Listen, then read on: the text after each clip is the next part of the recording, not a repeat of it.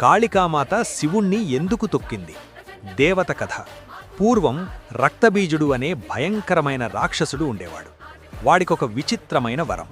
వాడి శరీరం నుండి ఒక్క రక్తపు చుక్క నేలమీద పడినా దాని నుండి ఇంకో రక్తబీజుడు పుట్టుకొస్తాడు. దీనివల్ల వాణ్ణి చంపడం అసాధ్యమైపోయింది. అమ్మవారు వాడితో యుద్ధం చేస్తున్నప్పుడు వాడి రక్తం కింద పడినప్పుడల్లా వేల కొద్దీ రాక్షసులు పుట్టుకొస్తున్నారు. అప్పుడు అమ్మవారు అత్యంత ఉగ్రరూపంతో మహాకాళిగా మారింది. రాక్షసుల రక్తం నేలమీద పడకుండా ఆమె తన నాలుకతో ఆ రక్తనంతా తాగేసింది. రక్తబీజుడిని సంహరించింది. కాని రాక్షస సంహారం తర్వాత కూడా కాళికామాత కోపం చల్లారలేదు. ఆ ఉగ్రరూపంతో ఆమె చేసే విపరీతమైన నాట్యం, ప్రళయ తాండవం వల్ల ఈ సృష్టి మొత్తం నాశనమయ్యే ప్రమాదమొచ్చింది. దేవతలంతా భయపడి శివుణ్ణి వేడుకున్నారు. అమ్మవారి కోపాన్ని ఎవరూ ఆపలేరని గ్రహించిన పరమేశ్వరుడు ఆమె వెళ్లే దారిలో మౌనంగా పడుకున్నాడు. కోపంలో ఉన్న అమ్మవారు అది గమనించకుండా శివుడి ఛాతిపై కాలు మోపింది.